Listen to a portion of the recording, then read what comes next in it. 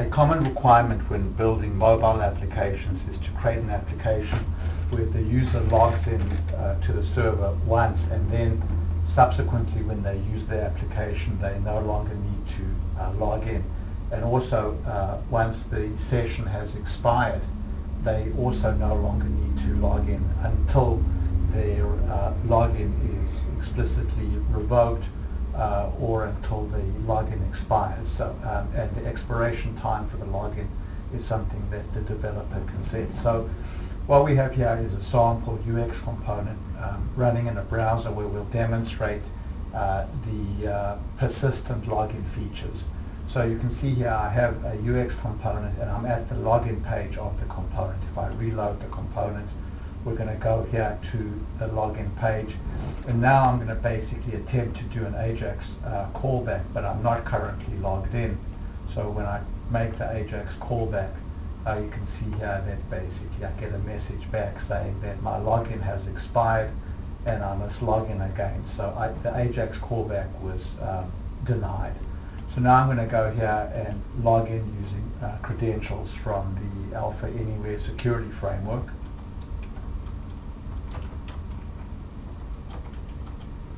And I'm going to log in over here. And so now I've basically logged in, and I'm now showing the main panel of my application. So this particular application here is a trivial application just for demonstration purposes. But we can see here in the console that that when the user logged in, there was no token found, and therefore a new token was generated over here, and we document here that the user was trying to log in. So now I'm logged in and I'm at the main panel of my application, and so now when I try to do an AJAX callback, you can see that the AJAX callback is succeeding. So every time I press the AJAX callback button, the server sends back a new message over here with the new time, so you can see the time updating. And then you can see in the log, basically the console says that the user was logged in. This is the username that I logged in with, and therefore that the AJAX callback is authorized. So now if I reload this application, we want to go straight to the main application screen. We don't want to have to go back to the login screen. So we'll go here and we'll reload the application. So we'll go there with a normal reload. And we can see that we ended up straight at the main application screen. And now if I do an AJAX callback from here, the callback is authorized. So now what I'm going to do to simulate the user session expiring is I'm going to go to the server and I'm going to turn off the application server, which will end the user session. And then I'm going to restart this, the server. I'm going to have to wait a little bit until the server has shut down properly so I can restart it. Okay, so the server has now been restarted. So this is a new user session, so that the user's prior login is now expired. And so now when we try to execute the AJAX callback, well, let's actually try to reload the application. So I reload the application, and even though I'm no longer logged into the application, we still end up here at the main application panel and not at the login panel because the user has previously logged in. And now when we try to make an AJAX callback, we can see here that basically the AJAX callback succeeds, and we get told here that the user was re-logged in to the application using information that was in the token, and then a new token is generated and then sent back to the client. So what we've shown over here is a component that now has a persistent login. So once the user has logged into the server once, he never has to log in again until his login token expires or is revoked on the server side. So in the next video we'll go through the actual mechanics of setting up this component. So we're continuing now with our discussion of how to create a UX mobile component that only requires the user to log into the application once, and then on subsequent uses of the application, the user will automatically be logged in. So the structure of this component is very simple. It's basically a panel navigator with two panel cards. The first panel card is the login panel, which is where the user logs in, and the second panel is the panel application panel here, which is where the actual application itself resides. And typically you'll use an embedded component here, which embeds the main UX component for the application. So this component itself has a username and password field and then a login button. And you'll notice that this UX component does not use the built-in login functionality that the UX component offers. So you can see here that the has integrated login functionality has not been checked, and the reason that we don't check that is we want to write our own AJAX handlers for the login event. So let's go back to controls now, and we can see that we have a login button over here, and this login button is going to just simply do an AJAX callback that executes this XBasic function called XB login. And similarly, the logout function also just does an AJAX callback that calls our XB logout function. And then to demonstrate the behavior of an AJAX callback to test whether the user is logged in or not and is therefore authorized to make AJAX callbacks, we've got this button over here called AJAX callback, which calls a function called XB1. And we have this AJAX callback button that we can test both on the application panel and also on the login panel. So we can test what happens with an AJAX callback when the user is not logged in.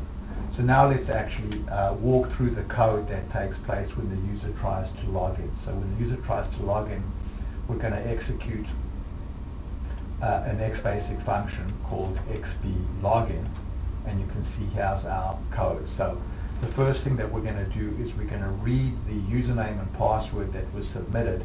So these were the username and password fields over here that the user filled in before they pressed the login button.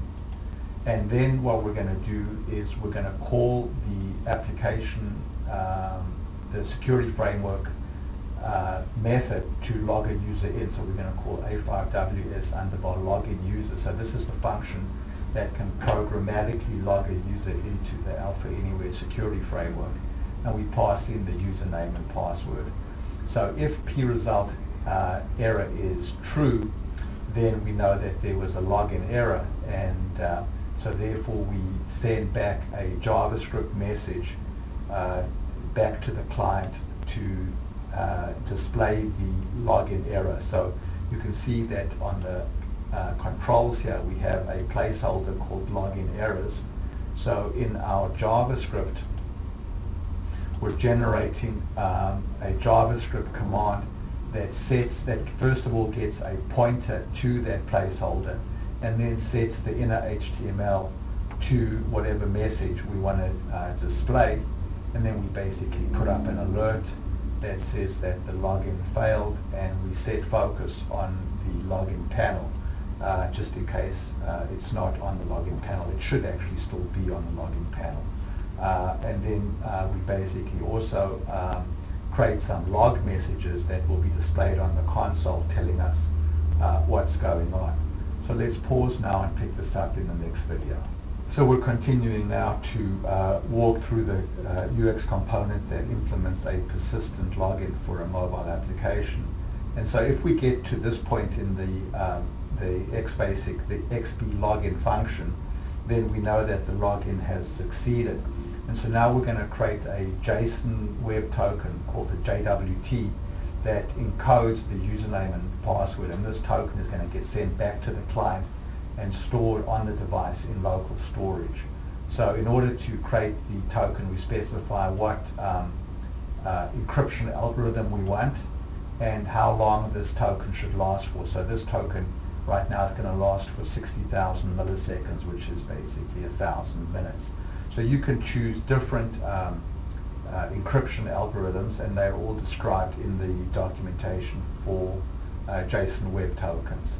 So we basically specify the options over here, and then we create a JSON string from those two options, and then we basically create another object over here which contains all of the information that we would like to encode in the token. So we would like to encode the username and password in the token, so we generate the JSON from this object. And here you can see we actually go ahead and we create the JWT with the JSON information that we want to encode. Here are our options. This is the password that we're using to encrypt the token, and basically this is the same password that we'll need when we want to decrypt the token. So now that we've created the token, we need to send the token back to the client side. So first of all, we create some log messages to display on the console. But then here's the JavaScript that is going to basically store the token in local storage on the device. And the key that we use in local storage is the UX component GUID. So every UX component has a unique GUID that is stored in e.temple.GUID. And so that's going to be the key in local storage to our token. And then here's our actual token. And since we're sending it back as JavaScript, we need to make sure that we've escaped any JavaScript characters so that don't cause JavaScript errors. So we use the JS escape function. Then we also need to set the login errors to blank because there was no login error. And then finally, we also need to basically put the token in the UX components state object. And the reason that we do that is that we want the token to be sent back to the server on all subsequent callbacks. And any information that is in a UX components state object will automatically be sent back on all AJAX callbacks. So you can either generate the JavaScript to add the token to the UX component state object, or you can use the special XBasic helper syntax. So by setting e._state.token over here to the value of the token, this is going to basically automatically generate the JavaScript to store this token in the UX components state object. And so then, as I've just mentioned, on every single subsequent AJAX callback, this token will be sent back and will be available on the server side. So this is the code that implements the login, and now the code that implements logout is a little simpler. So first we just simply call the XBasic function that logs a user out of the Alpha security framework, and then we need to generate a JavaScript response to send back to the client, and this response must set focus back to the login panel. It must delete the token from local storage. We just do that by setting the token to a blank value, and it must also remove the token from the state info object so that the token does not get sent back on subsequent AJAX callbacks, because if it was sent back on a subsequent callback, it would automatically cause the user to log in again automatically, and the user here has explicitly logged out. So this is the XBasic function that handles the logout, and let's pause now and pick it up in the next video. So we're continuing now discussing the UX component that shows how to implement a persistent login for a mobile application. And we've discussed the XBasic functions that handle the login and logout.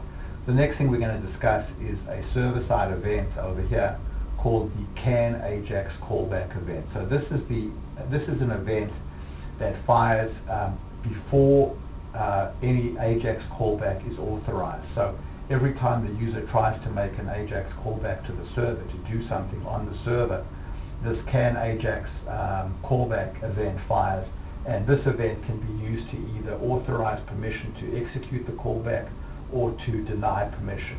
So let's walk through this code now. So basically, in order to deny permission for an AJAX callback, you just simply set the e.authorized property to false.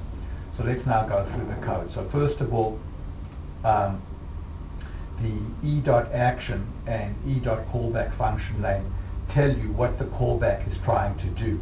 So if it's a generic AJAX callback, and if the user is calling into the XP login function or the XP logout function, we want to authorize that. So the user should always be allowed to execute a login or a logout. And so you can see here, we see that if the callback function name is either XP login or XP logout, then we authorize the callback and then we exit from the function, and we set e.javascript to the log message so that the console.log displays this message. But if the user now presses the AJAX callback buttons, in other words, the user goes and presses this button over here, AJAX callback, in an attempt to make an AJAX callback, then what's going to happen is as follows. We'll get to this point in the script because the user is not trying to do a login or a logout. And so now what we're going to do is we're going to check to see if the user is currently logged in. And we do that by calling the context.security.currentUser property. So if this property is blank, then the user is not logged in. And if this property is not blank, then the username will be the name of the user that is currently logged in. So if the username is not blank, then the user is logged in, and therefore we will authorize the AJAX callback so the user can execute the callback. So we set e.authorize to true, and then we exit from the function, and we set e.javascript to the log message that we would like to display on the console, telling us that the user was logged in and that therefore the AJAX callback is authorized. However, if the username is blank, that means that the user is no longer logged in.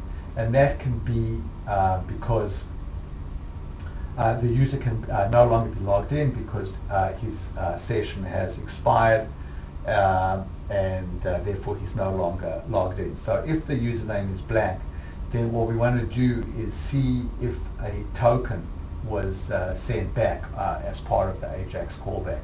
If there was a token, we want to decode the token, and the token can be in one of three states. It can either be still valid, in which case it's going to have the username and password encoded in it.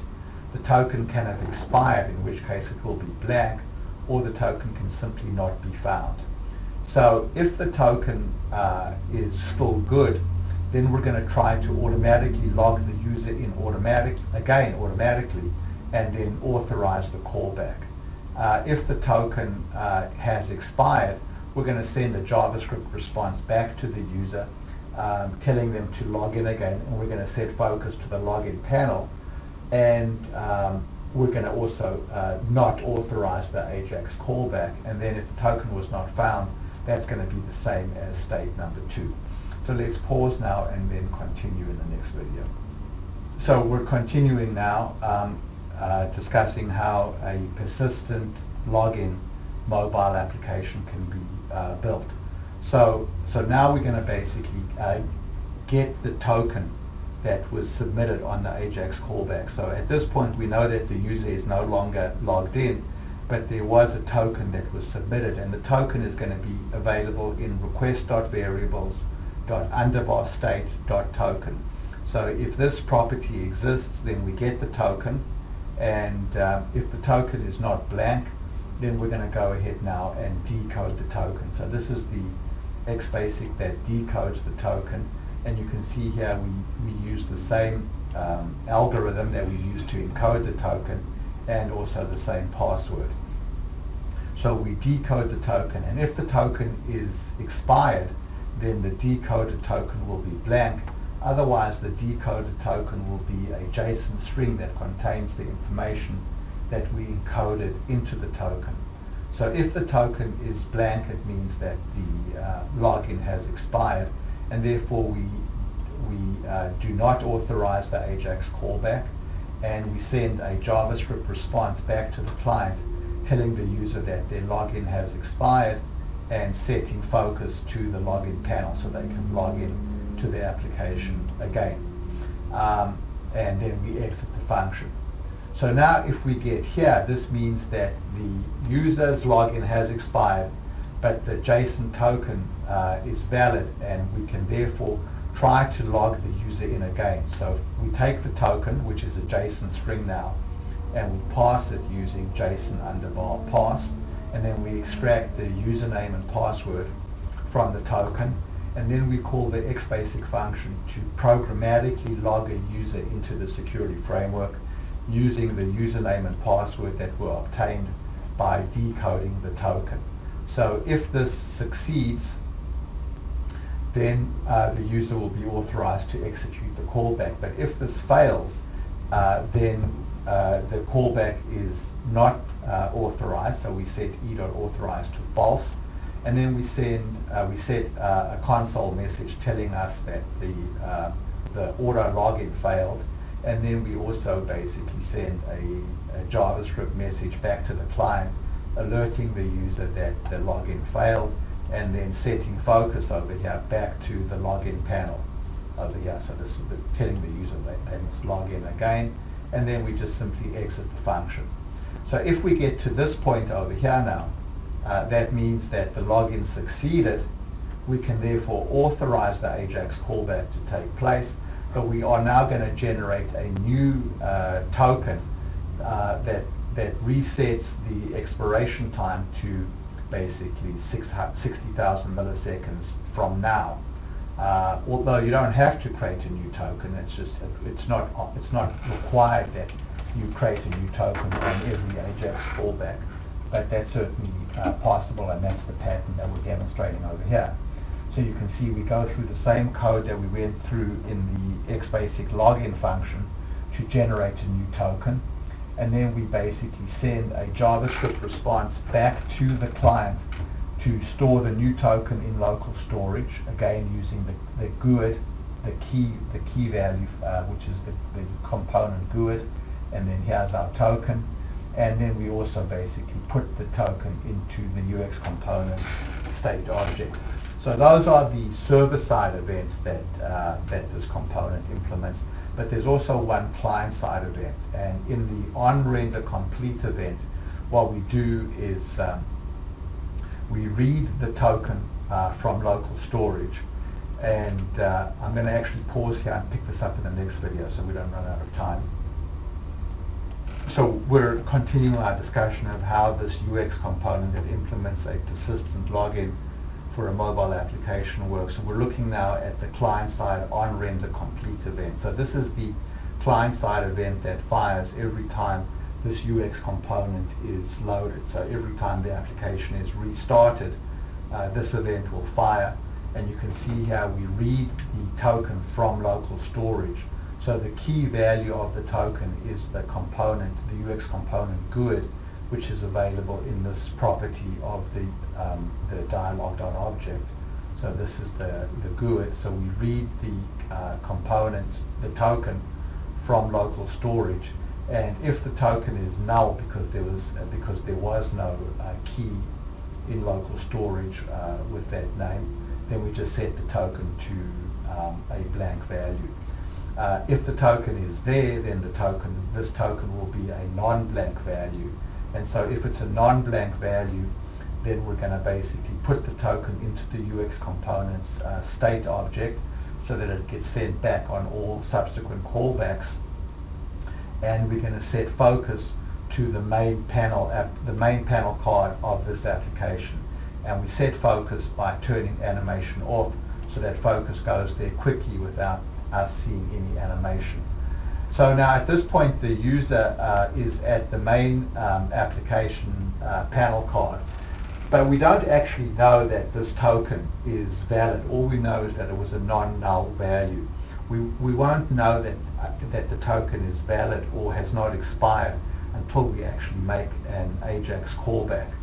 And what we could do if we wanted is, before setting focus to the panel application, the main panel card of this application, we could actually set focus, if we wanted, to a client-side login panel where the user would be required to log in client-side before they can get to the main application panel. But we've not done that in this demonstration component.